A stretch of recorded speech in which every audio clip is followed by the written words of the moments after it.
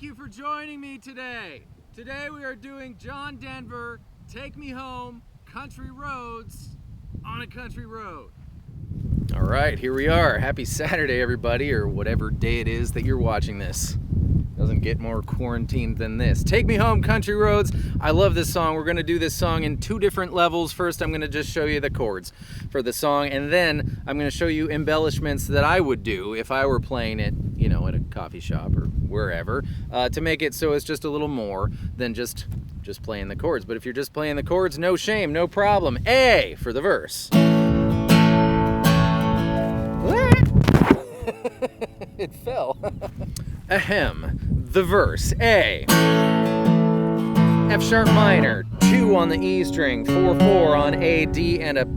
My middle finger's not doing anything. It just doesn't have anywhere to go. Followed by E. And this is weird. It's 2 beats of D. 1, 2, and 4 of A.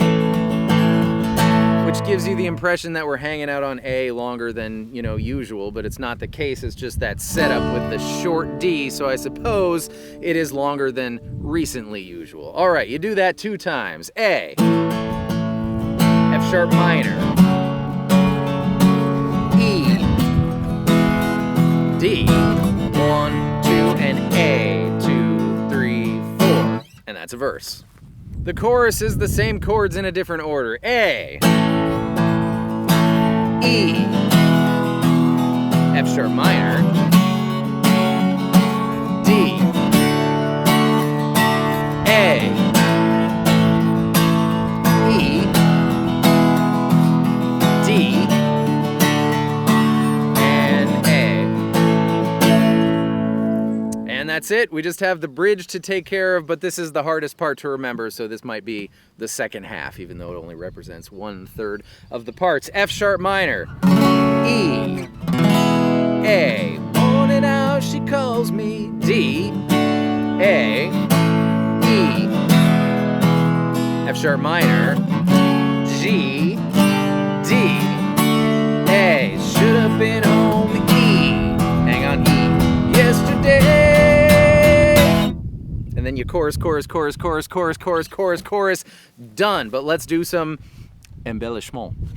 All right, the first concept I want to introduce you to is the notion of bouncing back and forth between roots and fifths for a bass note in a chord. So for instance, on our A chord, we're going to hit the A string and then give it a strum. And then we're going to play the fifth of said chord. In this case, it's E. Fifths are located either one string fatter than the note that you're playing, so A's fifth is E, or in the case like F sharp minor, we don't have a string fatter to go, right? So our fifth is going to be located 2 frets higher, 1 string down, think root 5th power chord. So when we do F sharp minor, we're going to be playing whatever that note is and whatever that note is. So for our A, we're going to give it an A note, a strum, we'll call it a strummy, A strummy, and then E strummy. And when you do those together, you can hang on A for as long as you like, and it'll never, ever get boring. I know John Denver accomplishes this with finger picking, but that's not what we're talking about right now, right? This is much lovely. So, A. Then, on the F sharp minor, like I said, we're gonna hit the F sharp note and then strummy, followed by the C sharp note and then strummy. E is the same story. We don't have a fatter string than open low E, so it's gonna be E and B on the A string. It's only 2 beats of D, so maybe just, oh, we can do it. So open D string, and then open A string, and then back to A for 4 beats. So here's that whole thing.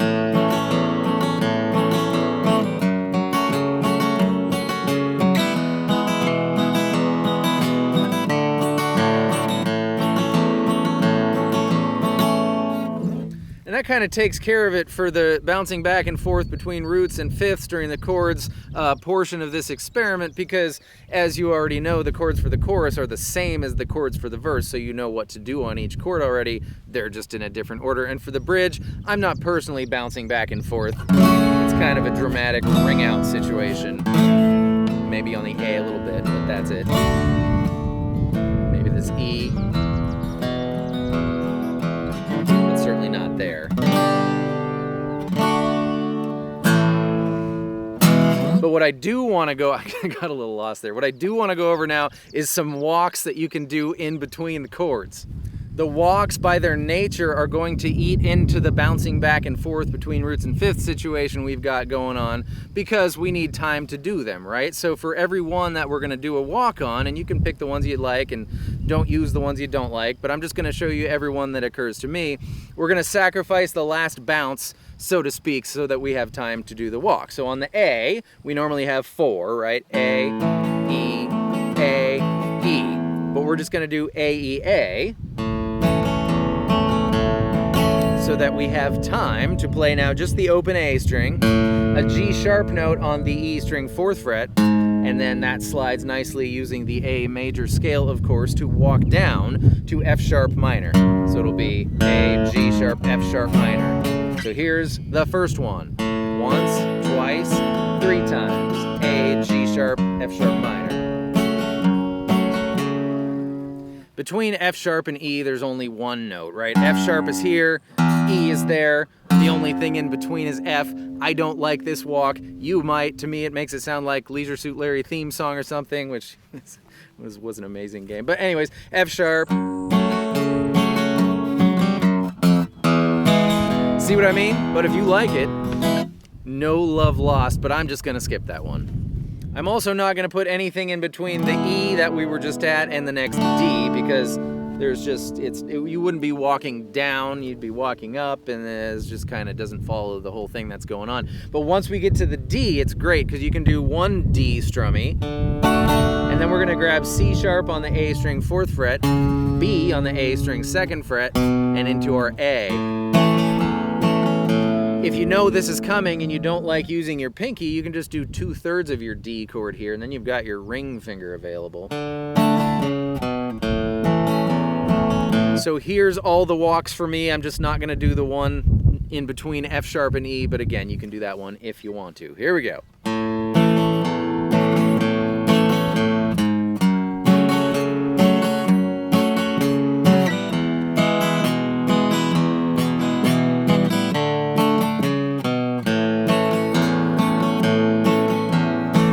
So you see how that's just a little bit more interesting than... But both are good. You might consider doing the walks with the bouncing, you know, for the intro, and then when you start to sing, it's a lot to think about, so you'd switch to just the chords. Anyways, let's do the walks with the bounces for the chorus now.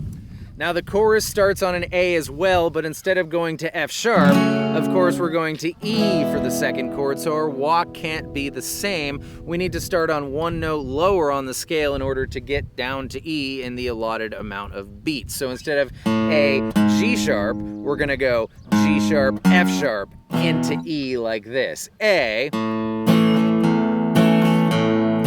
G sharp, F sharp, E. I did not like the F going down from F sharp to E, but for whatever reason, I do like it going up. It seems less Leisure Suit Larry-like to me here. L cubed, here's what it sounds like. E, E, F, F sharp. Now, off the F sharp, we've got our ring finger on this C sharp note on the A string 4th fret, right? We can drop it down to B and go B, C sharp, D. So, E from E. F, F sharp, B, C sharp, D, and of course we're going to A next, so C sharp, B, A, and then G sharp, F sharp, E, straight to D, and of course C sharp, B, A. So whole thing, A, G sharp, F sharp, E, it's gonna fall again. Sorry. A, G sharp, F sharp, E, E, F, F sharp, B, C sharp, D, C sharp, B, A, G sharp, F sharp, E. Straight to D. And then C sharp, B, A. Of course, at the very, very end, it repeats that take me home, E, A a bunch of times, right? So you can G sharp, F sharp, E on the way down, and then F sharp, G, A on the way up.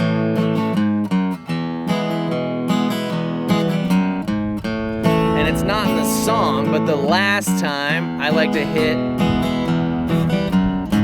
D and then do the walk for a more dramatic ending, in my opinion. But that's it. That's all my embellishment for Take Me Home Country Roads. I think that's a fun one. It's a good one to get your left hand and your right hand working together, and of course your brain too. I hope you thought that was fun and helpful. Thank you for joining me outside today on the country road for Take Me Home Country Roads by John Denver. I didn't plan to do this today. I was working on a very obscure Pearl Jam song for those of you still watching at the end here, and it just proved to be a little bit more work than I had planned, but I will have that coming for you soon. But tomorrow's Softball Sunday, of course, so not tomorrow. Thank you all for being here. I'll see you next time with more stuff. Goodbye. Right, forgot to mention one different spot. Forgot to mention one thing at the end of the bridge. A and yesterday, when he sings yesterday, that's a D note. So you might as well, if you want, make it an E7 there when you say yesterday. And you can make E7, of course, by just removing your ring finger, exposing the open D string. Or you can make it by adding pinky onto the B string 3rd fret. That's another D. Yesterday. Or you can do both for what I call an E super 7, because it's got 2 Ds in it. 2 7s. At the end of the bridge.